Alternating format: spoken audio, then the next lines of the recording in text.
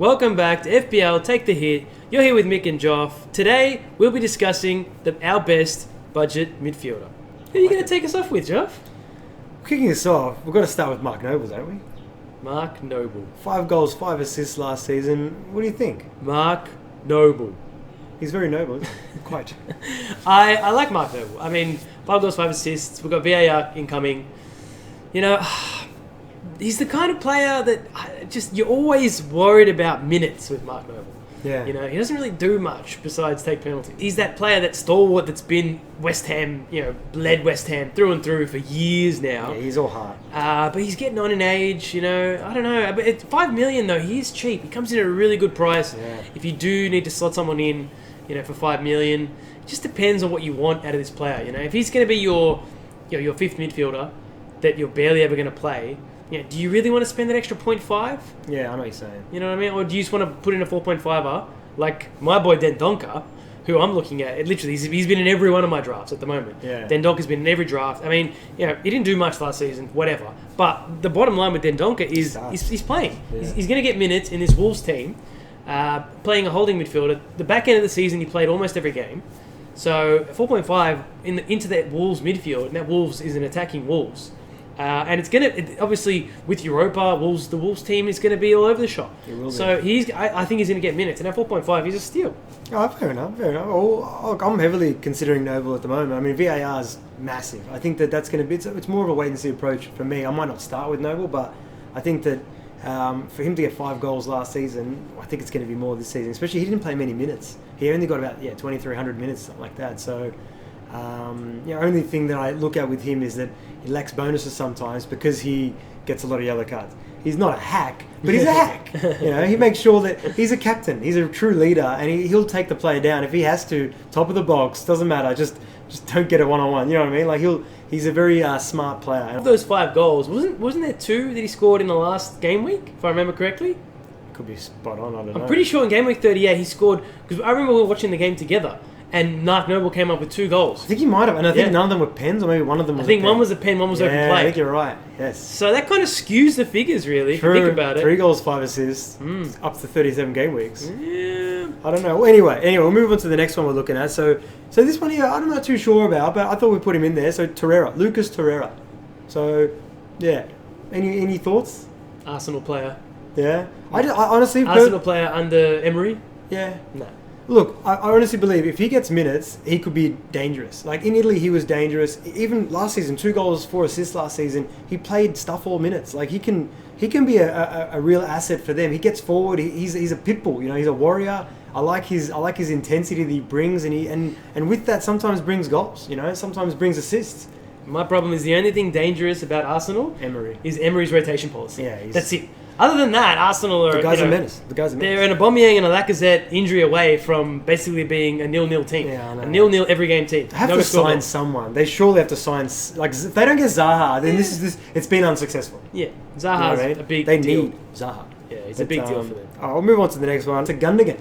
Gundogan, I don't mind. He's 5'5" this season. 5'5". He does take up a City slot. I'm big on these slots because I like to fill my team with the best 2 teams. Fair. My personal squad with the best 2 teams from the previous season. Like at the moment, I have 3 Liverpool and I have 3 City in my team. So I don't have any room for Gundogan at the moment. Yeah. But if I was to drop, like I currently have Edison and Laporte in my team. So I've got a heavy defense City. But if I was to drop one of them, maybe I'd have room for him. But then again, you don't want to take that slot away. Yeah. I don't think owning him is worth taking that slot away, unless you're only sitting on one City asset. It's a bit of a risk as well, obviously, because you don't know if he's going to start every week. You only got like 2,500 odd minutes last season. So it's something that you don't know what Pep's going to do with the rotation. Is he a starter? I think that it's still a bit early to decide someone like Gundogan as well. Like a few of these mid-priced or not, budget. He's still in the budget category. A lot of these players are very reliant on, we have to wait and see. Have to see how the preseason goes and if they're a factor. Right now, I say if he starts weekly, I would put him in. I know I'll put him in, but I can't trust Pep. There's no way I trust Pep. No. You know what I mean? The guy's a danger. He scored 6 goals, 3 assists last season. It's not bad for the minutes that he plays. Exactly. It's not bad. It's awesome. But I don't think it's someone I would look at. No? Moving on to the next player, I think you would look at him, Matinho. Yeah, see, I mean, 1 goal, 8 assists. See, they're not great stats. Yeah. But at the same time, he is back in the Prem. It's his second season in the Prem. I think he can do better than that. He's on corners. Yeah. He's not on their free kicks. Obviously, Neves takes the free kicks. But he'd be on some set pieces, from different angles. So I can see Matinho doing well. I can. I mean, he's 5'5", again. Another Wolves asset. You're not looking... Last season, we wanted a lot of Wolves because Doherty... Yeah, there's nice gems in there. There was Doherty. There was their goalkeeper. Who's their goalkeeper? Patrizio.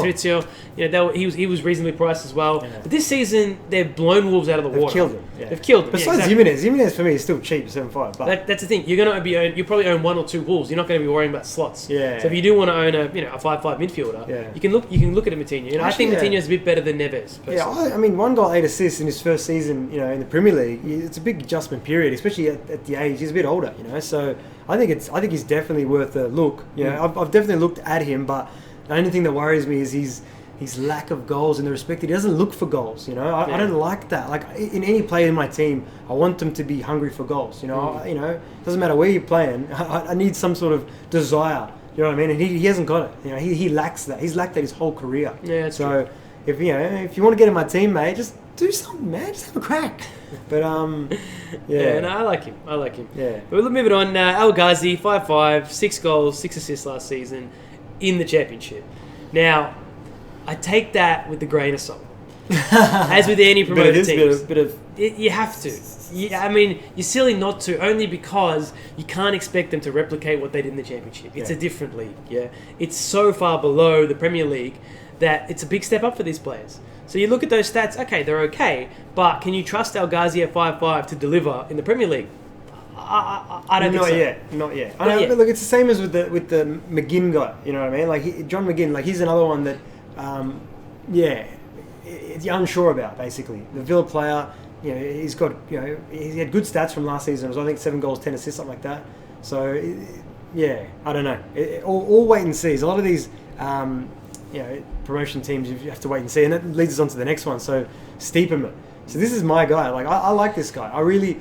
Yeah, he got 10 goals, 7 assists in all competitions last season, including the Carling Cup, which is good stats. Obviously, it's Championship. No disrespect, but So anyway, it's something that he was playing up front with Pukki. So this guy here, for me, he's a wait and see. I wouldn't put him in, but for me, he's been in my squad for 80% of the preseason so far. Okay.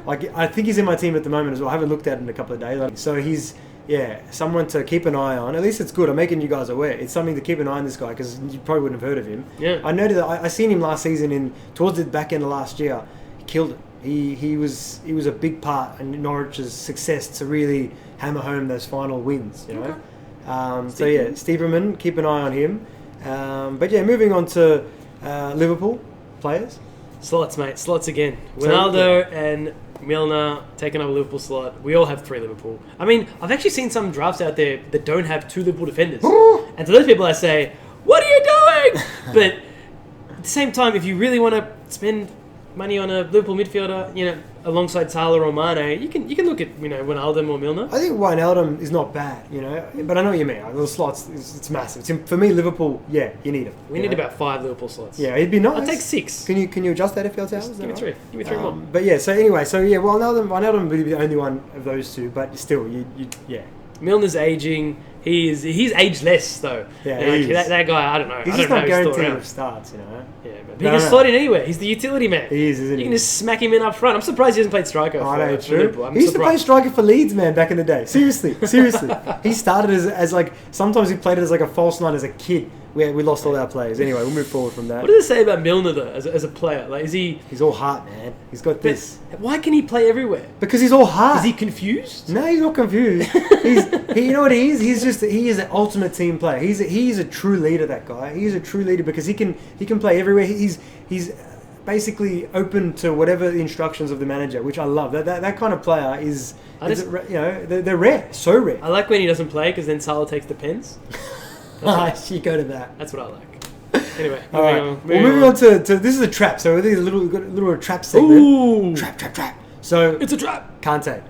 4 goals, 4 assists last season. He's owned by a ridiculous amount. Oh really? People actually bought him. People own him, man. What is he? 5 million? Yeah, 5 mil. Yeah. So he's same as Jorginho. Obviously, we're talking about Frank Lampard here, who's very attacking. Who in his position, in Frank Lampard's position, is Kante right now.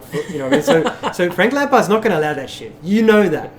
So Kante will go back into his normal role. He's not going to get anything. Probably get 1 goal, 1 assist maybe. You know what I mean? Like if Lampard plays him properly and shackles him in front of the back, the centre backs, he's not going to do anything. He's not going to do anything. Exactly. He's just literally going to play box to box, but literally stay away from our goal mouth. Yeah. That's his job. That's his role. That's what he does best. That's his job.